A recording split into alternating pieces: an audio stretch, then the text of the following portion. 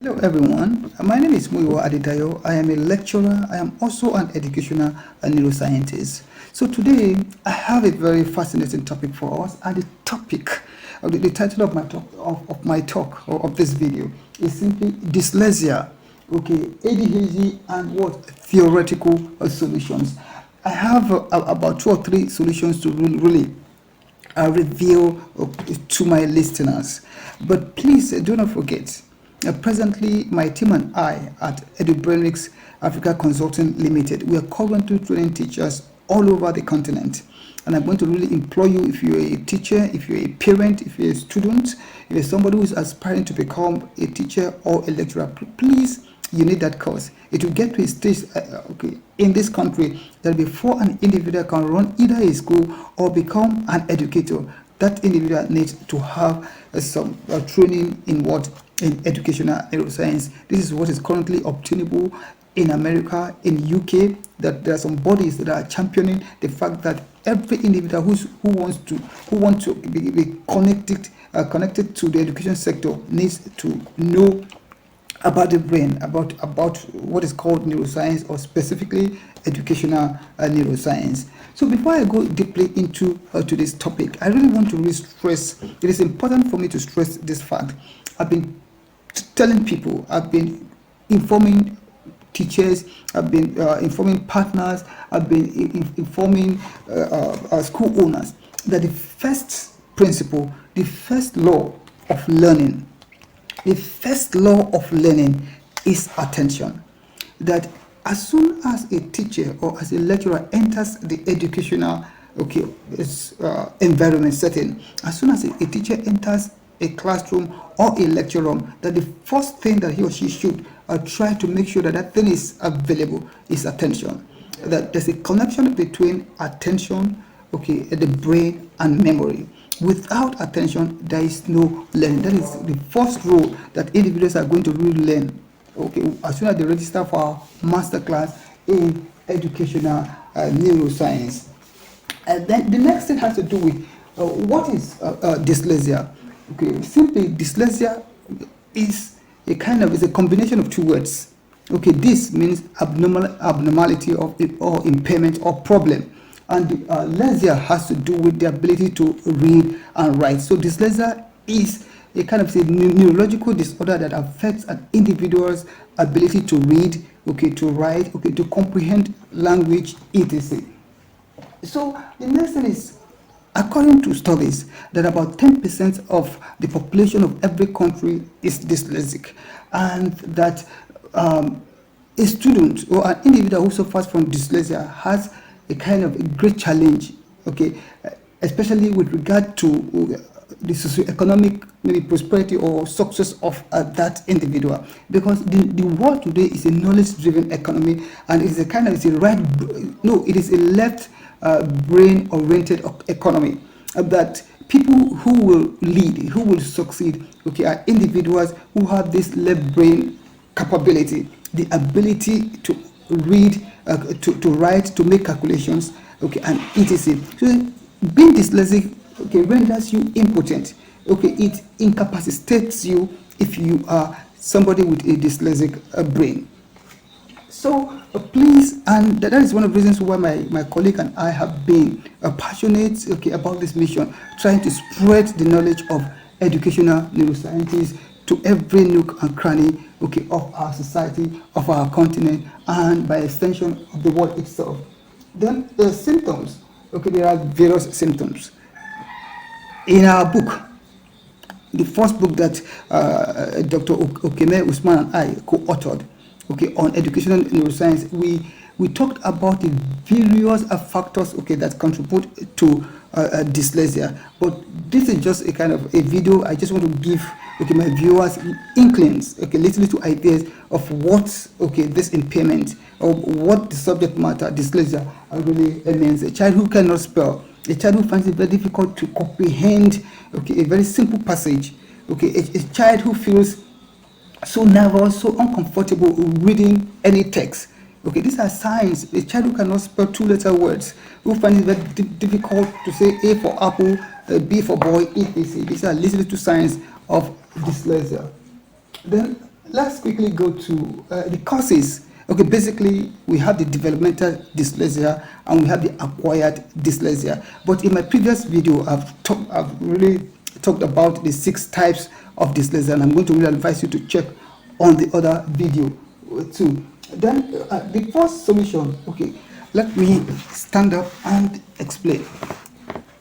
Okay, I talked about the phonological analysis and drill.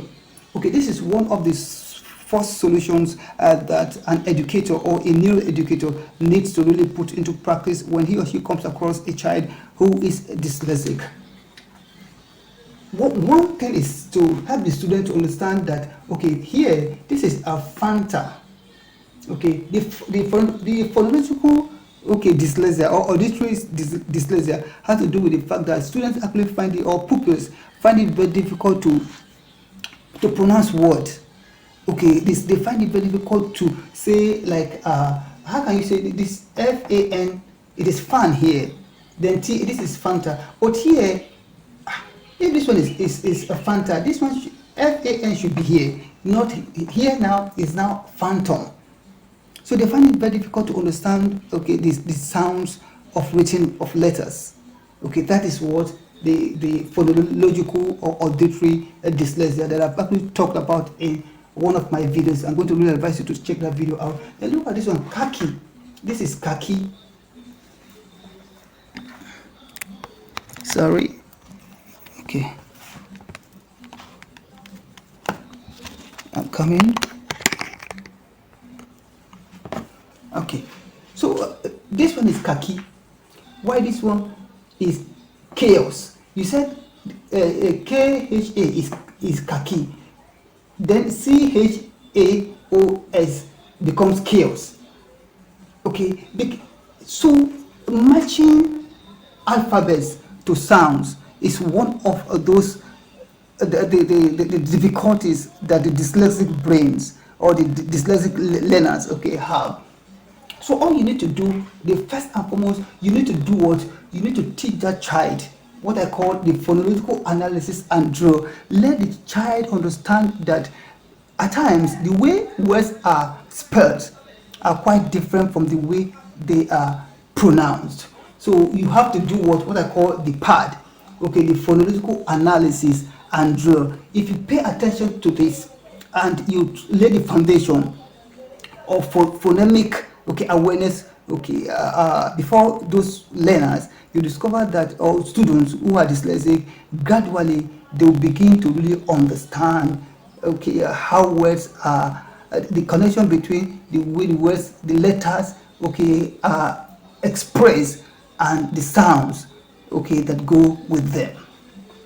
Now let's go to, because I've done extensive research, I've looked at different solutions. I've looked at the Orton-Gillingham method and other methods.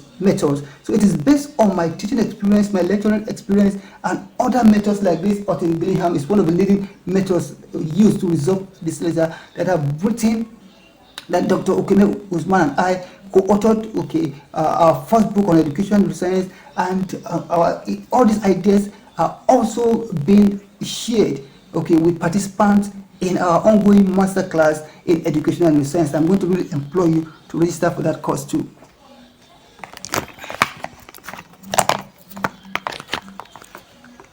So let's continue.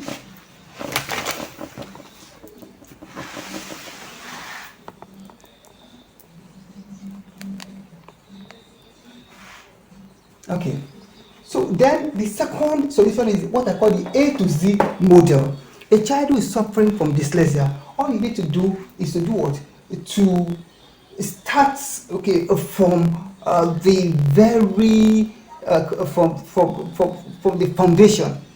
Okay, you can start from that today we are going to learn words that begin with A, like A for apple, address, aeroplane. Then the next day you can start with words that begin with B, and just like that. Then the next thing is for you, after the child has mastered this, then the next step is what I call the simple phrase and sentence. Okay, simple phrase and sentence theory. Okay, theory.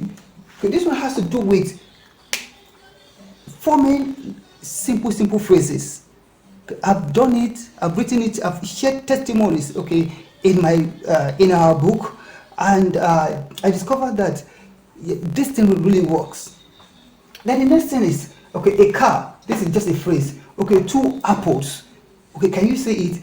2 apples. Okay, a dog is on the table. Then as soon as the child, okay, masters these phrases, then the next thing is to start to move, to gravitate toward simple sentences. That a dog, since the child has already learned this, okay, a dog is on the bus. The child has learned this. Thus, okay, a bag is in the car. The child has learned this. So these are simple steps that a school owner, okay, that a lecturer, that a teacher, okay, individuals that we refer to as what, as educational neuroscientists or as neuroeducators, okay, can really employ. You can make use of these theoretical solutions, okay, to help pupils, to help students who are suffering from dyslexia.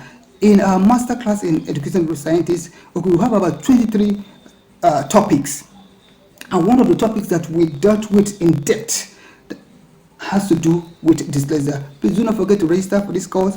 You are free to share this video, drop any comment, drop any questions. I'm going to really respond to them. So thank you so very much, and as I see you in the next video.